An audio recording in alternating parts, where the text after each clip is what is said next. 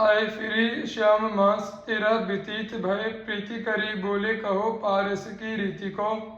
वाही ठौर लीजे मेरो मन न पतीजे अब चाहो सोई कीजे मैं तो पावत हूँ भीति को लेके उठी गए नए कौतुक सो सुनो पावे सेवत मुहर पाँच नित ही प्रतीति को सेवा हो करत डर लाग्यो निसी कहो हरि छोड़ो अर आपनी ओ राखो मेरी जीती को मानी लई बात नहीं ठौर ले बनाए चाहे संतनी बसाए हरि मंदिर चिनायो है विविध वितान तान गणों जो प्रमाण होई भोई गई भक्ति पूरी जग जस गायो है दर्शन आवे लोग नाना विधि राग भोग रोग भयो विप्रनिकोतन सब छायो है बड़े ही खिलाड़ी वे रहे हैं छानी डारी करी घर पे अटारी फिर द्विजन सिखायो है प्रीति रस रास सो रहदास हरि सेवत है घर में दुराए लोग रंजन आदि तारी है प्रेरी दिए हृदय जाय द्विजनी पुकारी करी भरी सभा नृप आगे कहो मुख गारी है जन को बुलाए समझाए न्याय प्रभु सौंपी किनो जग जस साधु लीला मनुहारी है जिते प्रतिकूल मैं तो माने अनुकूल या तो संतनी प्रभाव मानी कोठरी की तारी है चित्तौड़ की रानी द्वारा इनका शिष्य बनना चित्तौड़ नगर में झाली नाम की एक रानी रहती थी किसी गुरु से उसने कान में मंत्र नहीं लिया था वह काशी आई और श्री राधा जी के सुयश को सुनकर एवं दर्शन मात्र सदगुरु बुद्धि आने पर उनकी शिष्या हो गई उसके साथ बहुत से ब्राह्मण थे यह समाचार सुनते ही द्वेषवश उनके शरीर में आग से लग गई वे सब लोगों की भीड़ को लेकर राजा के पास गए और कहा रैदास को दीक्षा देने का अधिकार नहीं है उन्हें अनाधिकार चेष्टा की आप न्याय करें तब राजा ने रैदास जी को बुलवाया और भगवान की मूर्ति को सिंहासन पर विराजमान कराकर बोले कहा बुलाने से भगवान जिसके पास चले जाएंगे वही उनकी सेवा का तथा उनके मंत्र को देने का अधिकारी समझा जाएगा ब्राह्मणों ने सस्वर वेद पाठ करके भगवान का आवाहन किया किंतु भगवान उनके पास नहीं गए पश्चात श्री राधा जी ने पतित पावन नाम आज प्रकट कीजिए यह पद गाया तब भगवान श्री राधा जी की गोदी में आकर विराजमान हो गए झाली रानी के बुलाने पर श्री राधा जी चित्तौड़ को पधारे रानी ने बड़ा भारी स्वागत किया और बहुत सा धन तथा वस्त्र न्यौछावर किया साधुओं के विशाल भंडारे हुए यह सुनकर बहुत से ब्राह्मण पधारे उन्होंने भंडारे में भोजन करना स्वीकार नहीं किया इसलिए इन्हें सीधा सामान दिया गया ब्राह्मणों ने रसोई की और जब भोजन करने के लिए बैठे तो उन्हें पंक्ति में दो ब्राह्मणों के बीच में एक रैदास बैठे दिखाई पड़े यह चमत्कार देखकर उनकी आंखें खुल गईं तो वे दीन वाणी से अपराध क्षमा करने की प्रार्थना करने लगे लाखों ब्राह्मण भी उनके शिष्य हो गए श्री राधा जी ने अपने शरीर की त्वचा को चीरकर सोने का यज्ञोपवीत सबको दिखाया इससे सबको विश्वास हो गया कि ये दिव्य पुरुष है रानी झाली के श्री राधा जी के शिष्य बनने की घटना का वर्णन करते हुए श्री राधा जी कहते हैं बसत चित्तौड़ मांझ रानी एक झाली नाम बिन कान खाली अन्य शिष्य भई है संग होते विप्र सुनी क्षिप्र तन आगे लागी भागी मति नृप आगे भीड़ सब गई है वैसे ही सिंहासन पे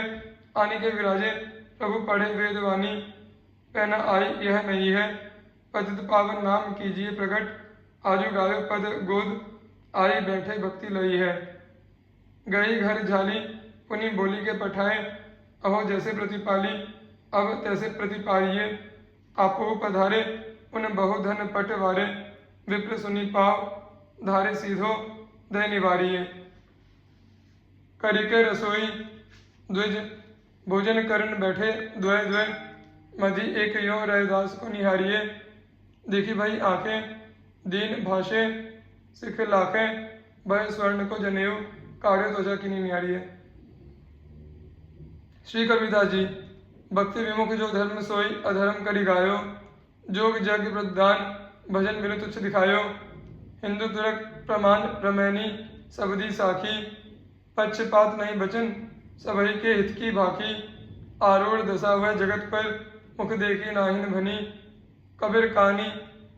राखी नहीं वर्ण आश्रम षट दर्शनी। श्री कबीरदास ने भक्तिहीन शब्द दर्शन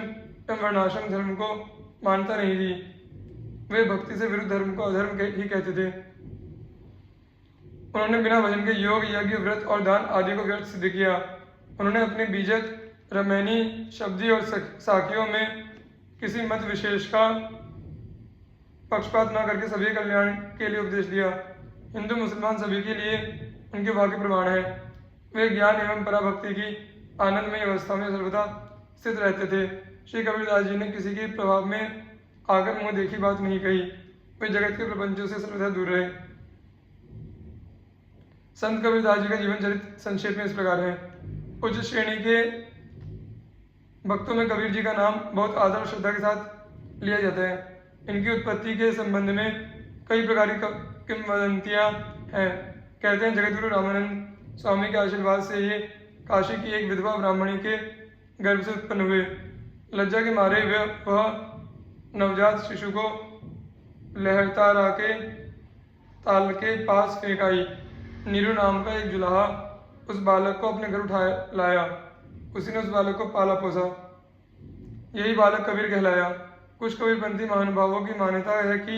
कबीर का आविर्भाव काशी के लहरतारा तालाब में कमल के एक अति मनोहर पुष्प के ऊपर बालक रूप में हुआ था। एक प्राचीन ग्रंथ में लिखा है कि किसी महान योगी के औरस और प्रतीचि नामक देवांगना के गर्भ से भक्तराज प्रहलाद ही कबीर के रूप में संवत 1455 ज्येष्ठ शुक्ल 15 को प्रकट हुए थे। प्रतीचि ने उन्हें कमल के पत्ते पर रखकर लहरतारा तालाब में तैरा दिया था और नीरू नीमा नाम के जुलाहा दंपति जब तक आकर उस बालक को नहीं ले गए तब तक प्रतीचि उनकी रक्षा करती रही। कुछ लोगों का यह भी कथन है कि कबीर जन्म से ही मुसलमान थे और सयाने होने पर स्वामी रामानंद के प्रभाव में आकर उन्होंने हिंदू धर्म की बातें जानी। ऐसा प्रसिद्ध है कि एक दिन एक पहर